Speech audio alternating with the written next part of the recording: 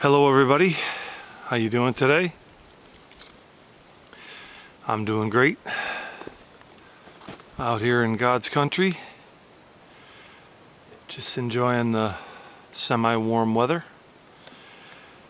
And I wanted to do a quick video. Back in June of last year, June of 2020, I started a blog about God's justice. And as I wrote in the blog, it kind of felt like climbing Mount Everest to me in the sense that, justice is in my mind, is a big deal. And to kind of get into this, I'll tell you a quick story. I've shared this on other videos, but I guess it was 10 years ago, maybe a little bit more. I was watching the show Blue Bloods. I don't know if you've ever seen the show, but it's a show about a cop family, a law enforcement family. And I'm not a big cop show guy. I used to watch Starsky and Hutch back in the day. If you don't know who Starsky and Hutch is, then you're young. They were, it was like, they were cops, but it wasn't, not very authentic. But Blue Bloods, when I first saw it, really caught me. In the first season, the title of the first season was Justice Runs in the Family. Justice runs in the family. And I immediately knew God was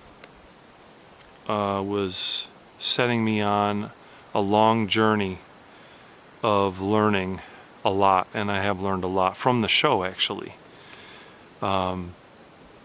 because it's a pretty authentic show. Anyways, I won't get into that too deep, but I bring that up to mention the fact that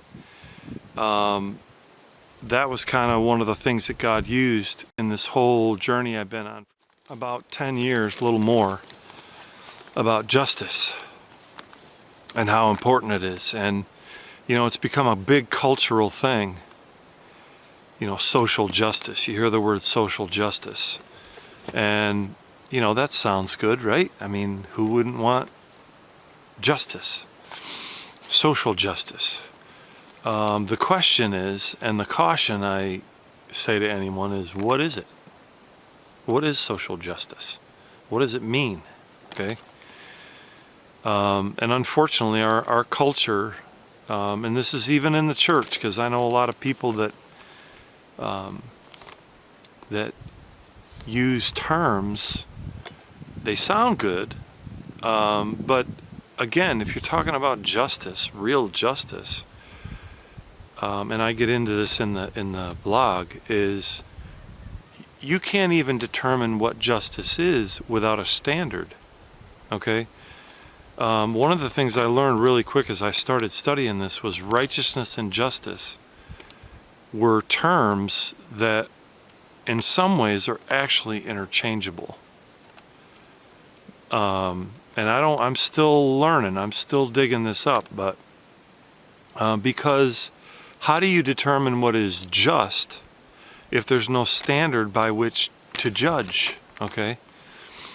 And so, this has been a huge eye-opener. I mean, I've learned more about justice just in a civil sense, okay? Because in the show Blue Bloods, this family has devoted themselves to law enforcement. They're either the one sister is a lawyer, the father is the police commissioner of New York City, the brother is now a sergeant in season 11. The other brother's a detective. This family has devoted their life to enforcing the law and to protecting our rights, basically, as citizens. And again, the show is not, the family's Catholic, and they do give honor to God in some ways, and they pray before dinner, and it's the show itself, I think, is a really cool show. But, and I'm not plugging the show, but the point I want to make is how inseparable that righteousness and justice are. And you can't really know what is just unless you know what is right.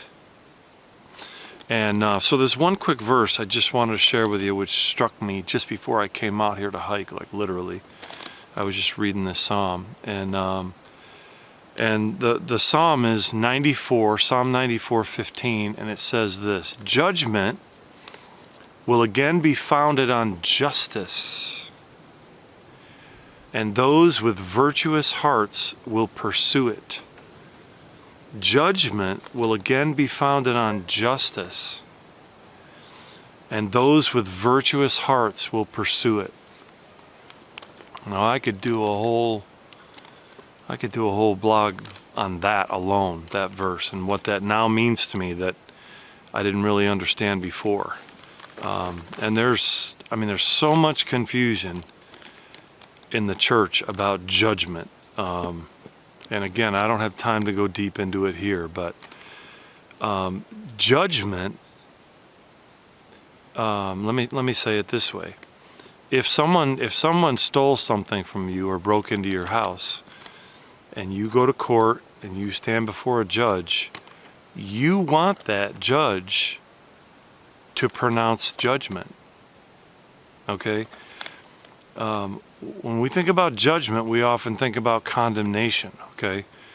But we all judge every single day. And what do I mean by judge? We all determine between things, right or wrong, or even something simple like when you go to the grocery store and you buy fruit, you try to determine if the fruit is ripe and fresh, okay? Now that's a natural thing. That's not a spiritual thing. But listen, judgment is not in and of itself. If somebody broke into your house, would you want that judge to pronounce a righteous judgment? Well, of course you would, okay? Everybody judges. Everybody determines what is right and wrong, okay? Now here's where it gets tricky, and I'm not gonna be long with this, I promise. Is when everybody has their own standard of right and wrong, you can never come to the same conclusion. You can never come to a right conclusion. And this is where, listen to this verse again very carefully. And if you want, you can, well, actually the link for this is going to be on the link for the Justice blog. I'll put it on here so you can check it out if you want to. I would encourage you to, because I've learned as much, I've learned a lot doing this, and more than I expected, actually. Here's that verse again. Psalm 94:15, judgment, determining the right thing to do. Okay? Not judgment and condemning people. Determining what is the right thing to do. Judgment will again be founded on justice. And those with virtuous hearts will pursue it. Jesus, in Matthew 6:23, and here's my ultimate challenge to you, is Jesus said, "Blessed are those who hunger and thirst for righteousness." In my favorite translation, that verse says, "Blessed are those who hunger and thirst for justice." For justice. Because remember, I told you that righteousness and justice biblically are interchangeable. And that's because in order to know what is just, you have to know what the right thing to do is. Judgment will again be founded on justice. And listen, we need this so bad in our country, because we got a whole bunch of people who are, look at what happened over the summer with George Floyd and his death, which was a horrible thing. But look at all the injustice that happened after he was killed. People got their businesses burned down, cities trashed. There was as much injustice perpetrated as a result of his death, okay, than may have been in his death. Of course, it was not. It was horrible what happened to him. But you don't overcome evil with more evil. And again, I'm talking to Christians. You know, if you're not a Christian, you know, I don't expect people who aren't Christians to act like Christians, but I'm challenging you as a Christian. Jesus said, "Blessed are those who hunger and thirst," and my favorite translation says, "for justice, for righteousness." And there's nothing more righteous than God. So I'm going to end with that. If you want, you can check out my blog. There's a lot of good stuff in there. And again, I've learned as much as I learned from doing it. And I'm going to keep going with it. I said in the first one, it felt to me like climbing Mount Everest. Because this is a huge biblical subject. Huge. I mean, it's huge. I love this. I forget the psalm, and I'm done. I love the psalm that says, righteousness and justice are the foundation of God's throne. The foundation of God's throne. Just imagine with me, if you could, you look up and you could see the foundation of God's throne. That throne is righteous and it is just. And you and me as Christians, we have got to get back. If you want to be blessed, let me say it that way. If you want to be blessed, hunger and thirst for righteousness, which ultimately leads you to justice. They're interchangeable. So anyways, there you have it. Check out my blog if you want, and we'll see you next time.